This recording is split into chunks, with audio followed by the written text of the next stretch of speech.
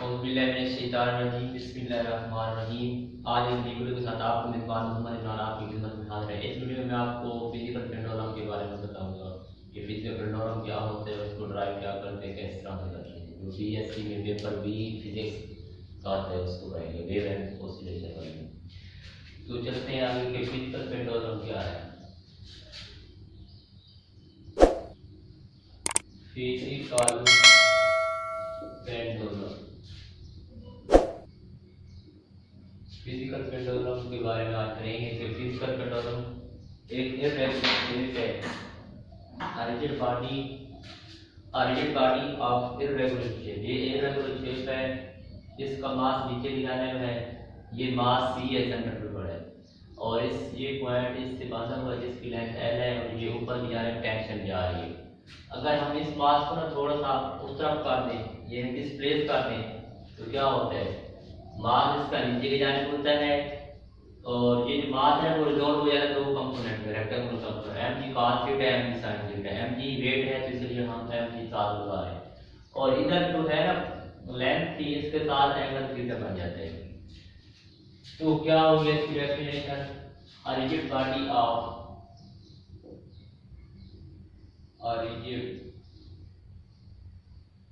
Body of irregular shape.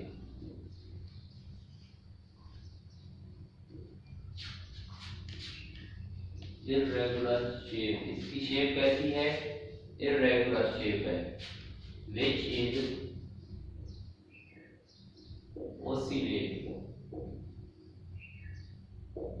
a rigid body of irregular shape which is oscillate in vertical plane। कैसे कर रहे हो, in vertical plane, in vertical plane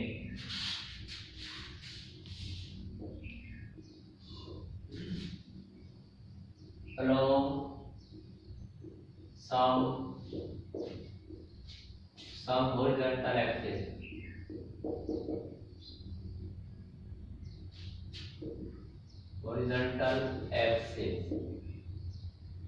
passes through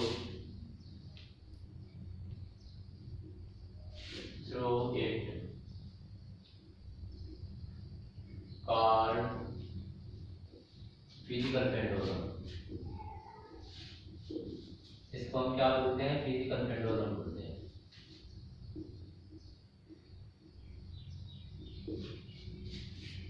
तो ये हो गई फिजिकल पेंडुलम की डेफिनेशन। उसके बाद आगे इसकी एक्सप्लेनेशन क्या है। Explanation, consider a rigid body of irregular shape, consider a rigid body of irregular shape,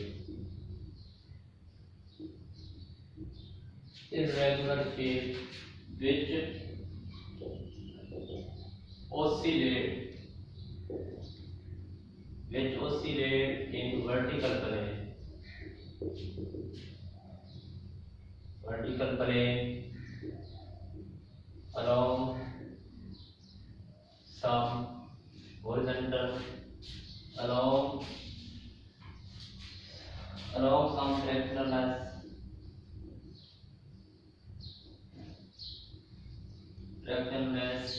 horizontal plane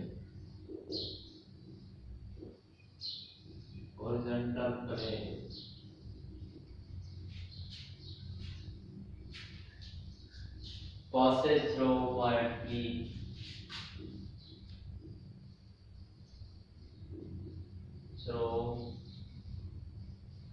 point B, ये कहाँ गुजर रही थी, उस पॉइंट बी से।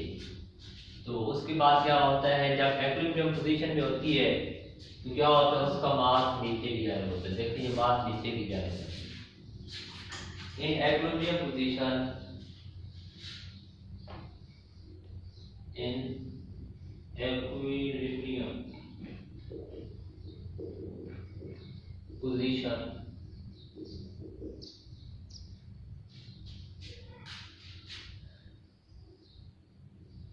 equilibrium position rotation the center of mass, the mass of mass या wait लिखते हैं, the weight of mass, weight of body below the curve,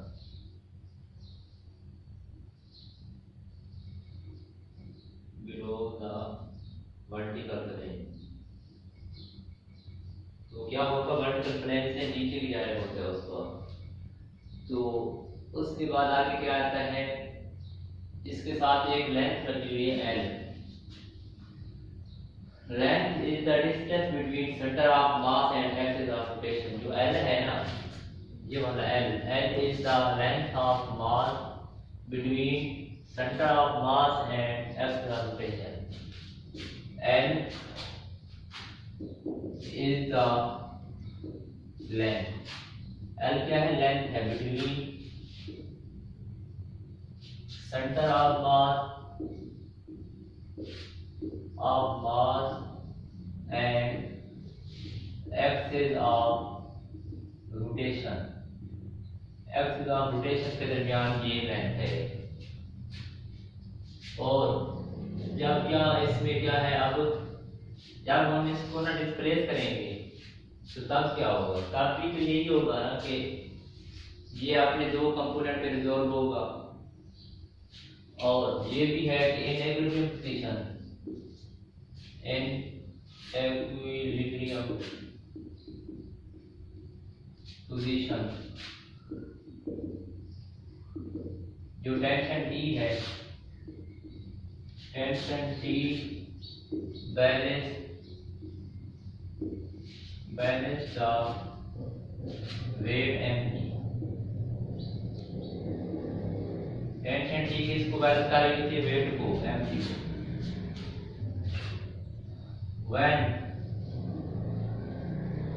when we displace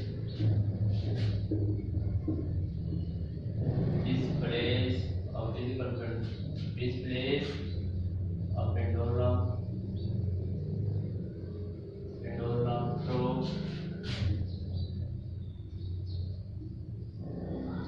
through angle theta। जब हम इसको एंगल थीटा से displace करते हैं, थोड़ा सा आगे रीच करते हैं, तो क्या होता है, then mg resolve to rectangular component।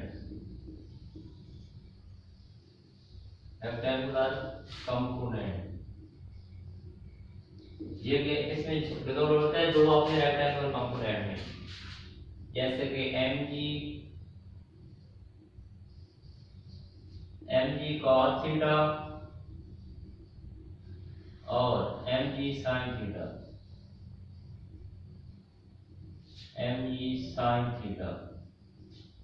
अब mg cos थीटा कौन सा होता है, रेडियल कंपोनेंट।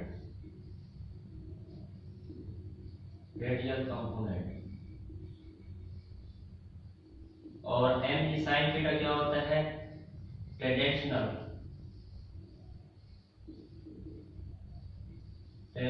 कंपोनेंट।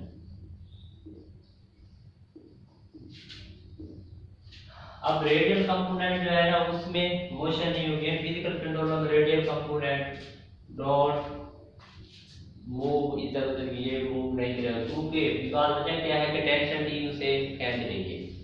तो रिस्पांसिबल क्या होगा, ये मोशन की फिजिकल पेंडुलम वो mg का sin थीटा होगा, यानी कि टेंजेंशियल कंपोनेंट जो होगा वो रिस्पांसिबल होगा।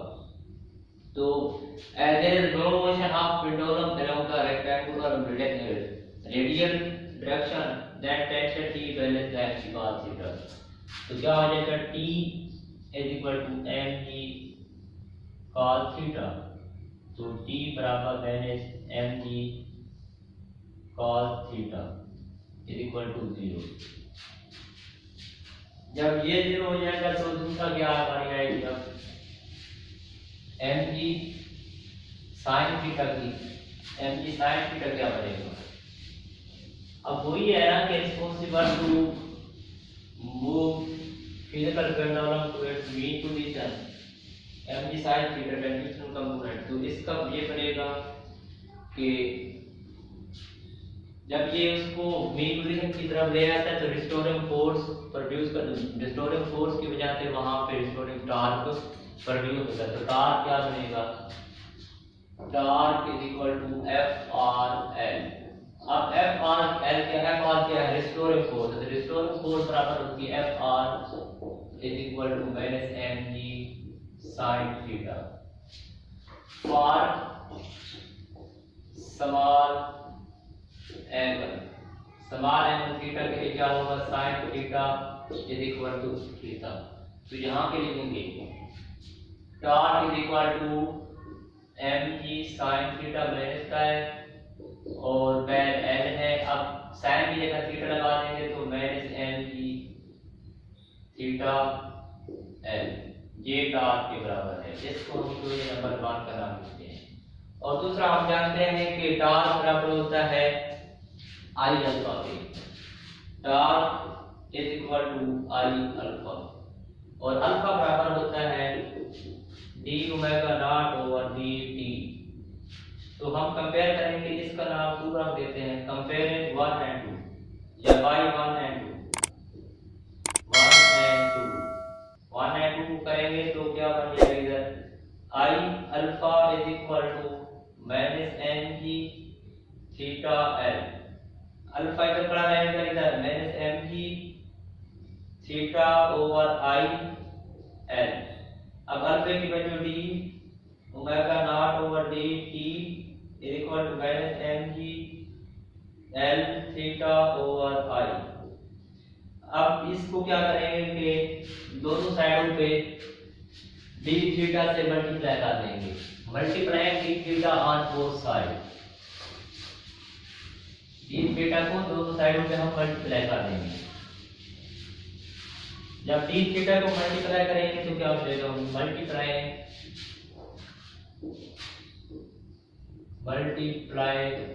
D theta on both side.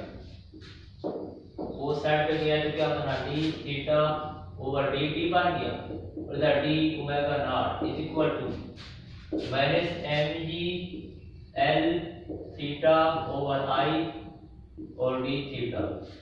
तो ये किसके बराबर होगा, ये डी थीटा और डी टी बराबर होता है ओमेगा के, यानी वेलोसिटी होती है D omega not is equal to minus M G L over I theta d theta. अब क्या करेंगे, अब हम इसकी इंटीग्रेशन कर देंगे, integrating on both side, integrating on both side, दोनों साइडों पे हम इंटीग्रेशन कर देंगे इसकी। Omega not t omega not is equal to minus M G L over I.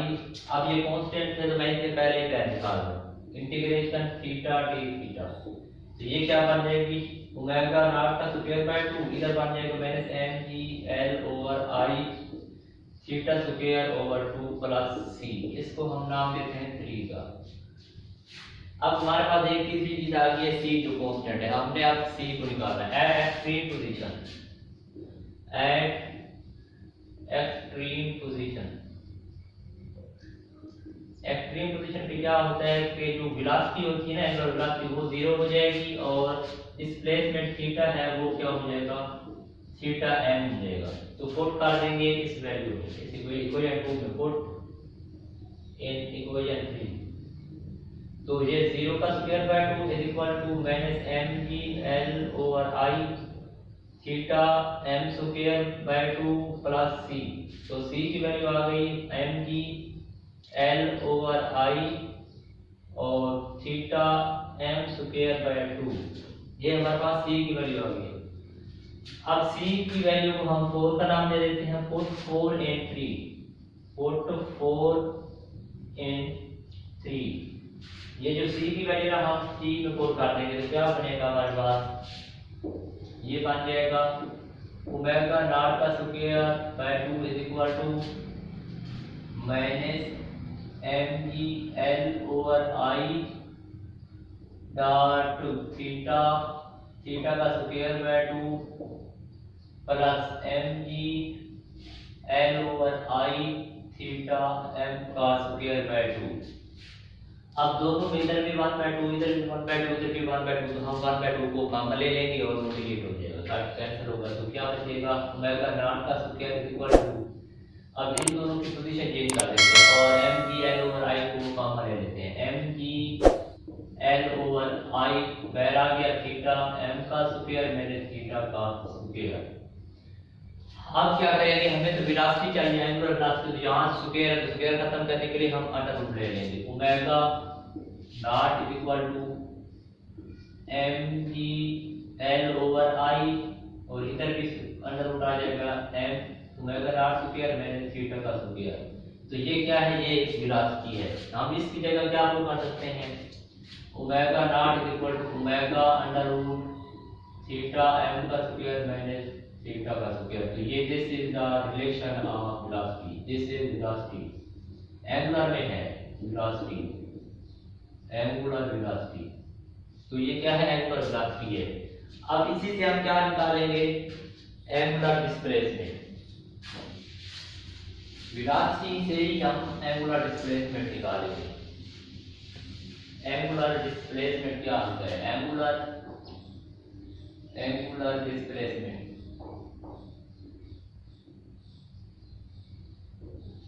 अब उसी को हम करेंगे कि इसका नाम हम दे देते हैं phi, from phi, from equation number 5। Phi equation क्या है, omega not is equal to omega under root theta M का स्क्वायर माइनस थीटा का स्क्वायर। अब इसी को वापस लेके जाएंगे, तो ये किसके बराबर थी, वेलोसिटी जो थी D theta over D T के बराबर थी। यही देख लेते हैं कि यहाँ पे वो दी हुई D theta over D T की जगह हमने ये लिखा था, हम उसकी जगह ले लेते हैं d theta over D t बराबर है, ये किसके बराबर है, m G L over I और इधर थीटा एम का स्क्वायर माइनस थीटा का स्क्वायर अंडर रूट। अब इनकी पोजीशन चेंज करते हैं, डी थीटा ओवर, इसको नीचे ले आते हैं, theta M square minus theta का स्क्वायर अंडर रूट बराबर है, इसको अब उधर ले जाएंगे, m G L over I under root d t. अब क्या करेंगे, इंटीग्रेट कर देंगे वो साइड में, इंटीग्रेट किया तो D theta over theta M square minus theta का square under root is equal to, इधर कोई कांस्टेंट है तो स्क्वायर ले लेते हैं, M G L over I integrate D T, तो इसका आ गया minus cos inverse theta over theta M, इधर आ गया M G L over I T, M G L over I T plus phi. अब क्या करेंगे, माइनस इस तरफ लेके जाए तो क्या बनता है, cos inverse theta by theta m is equal to minus M G L over I T plus phi. अब cos को इस तरफ लेके आएंगे तो वो बनेगा g theta over theta m बराबर है cos into minus M G L over I theta t plus phi. तो अब cos माइनस को प्लस करता है तो cos m G L over I T plus phi, तो ये बन गया। अब इसकी जगह हम वैल्यू को काटेंगे, m G L over I की वैल्यू क्या है, थीटा है, तो यहाँ पे आ गया cos थीटा, ये अंडर रूट में था, ये भी अंडर रूट में है, तो इधर भी अंडर रूट ही आएगा, ओमेगा टी प्लस फाई। अब इधर थीटा बाय थीटा एम है तो हमने थीटा निकाला, theta equal to theta m cos omega t plus five. This is the equation of angular displacement. तो ये क्या है, एंगुलर डिस्प्लेसमेंट है। एंगुलर डिस्प्लेसमेंट के बाद हम इसको क्या करेंगे, इससे एंगुलर एक्सेलरेशन अगर निकालना है तो इसी का ये इसका डेरिवेटिव लें, फिर डेरिवेटिव लें तो आप निकाल देते हैं कि ये है इक्वेशन नंबर, इसे कहते हैं एंगुलर डिस्प्लेसमेंट। एंगुलर डिस्प्लेसमेंट, ये एंगुलर डिस्प्लेसमेंट होगी। अब निकालेंगे एंगुलर एक्सेलरेशन, इसका नाम दे देते हैं हम इक्वेशन नंबर 6। ये 6 है फ्रॉम 6 या डिफरेंशिएट इक्वेशन 6, डिफरेंशिएट इक्वेशन 6। तो D theta over D t with respect to t करना है, तो थीटा एम कॉस का डेरिवेटिव जो होता है माइनस साइन होता है omega t plus five, inner का जो डेरिवेटिव वो ओमेगा, तो ओमेगा यहाँ क्या होगा minus omega m theta m sine omega t plus five. अब इसका एक डेरिवेटिव लेते क्या बनता है, t square theta by t का स्क्वायर, तो बराबर हो जाएगा minus omega square theta M square और कॉस ओमेगा टी प्लस 5। तो ये हमारे पास एंगुलर एक्सेलरेशन है। एंगुलर एक्सेलरेशन के बाद हमें निकालना है टाइम पीरियड। टाइम पीरियड क्या होता है, time taken by a body to complete its one oscillation is called time period। उसे आपने ये रोटेशन कंप्लीट करने के लिए जो भी टाइम दरकार हो उसे हम टाइम पीरियड बोलते हैं। Time period, time taken by a body to complete its one rotation या one oscillation called time period। इसको हम क्या बोलेंगे, टाइम पीरियड।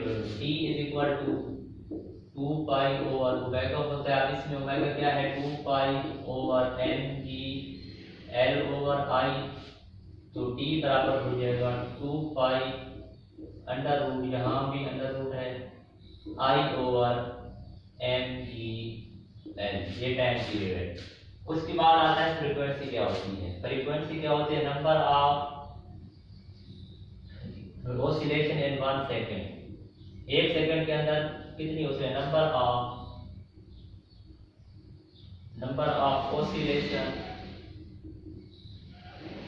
इन 1 सेकेंड। 1 सेकंड के अंदर जितनी उसने ऑसिलेशन की है, रोटेशन की है, कंप्लीट रोटेशन, तो उसको हम क्या बोलेंगे, फ्रीक्वेंसी। फ्रीक्वेंसी क्या होता है, रेसिप्रोकल ऑफ टाइम पीरियड। तो क्या बनेगा, f is equal to 1 over t। f is equal to क्या बन जाएगा, फ्रीक्वेंसी ये थी टाइम पीरियड, तो फ्रीक्वेंसी इसको उलट क्या हो जाएगी, 2 पाई ऊपर आ जाएगा और इधर m g इसको बोल कर देते हैं कि ये है 2 पाई ओवर ओमेगा 1/2 पाई। तो बन गया ये frequency is equal to 1 over 2 pi. अब ये ऊपर आ गया m g l over i under root. तो ये हमारे पास फ्रीक्वेंसी आ गई। उसके बाद आता है फ्रीक्वेंसी के बाद हमारे पास जो आता है वो होता है रोटेशनल इनर्शिया। फिजिकल पेट्रोल में आगे क्या आता है, रोटेशनल इनर्शिया क्या होता है, रोटेशनल इनर्शिया ये क्या होता है, अगर हम ना टाइम पीरियड का क्या ले लें, स्क्वायर ले लें, तो हमें रोटेशनल इनर्शिया मिल जाएगा। टाइम पीरियड की वजह क्या है, t इज इक्वल टू 1 को t is equal to 2 pi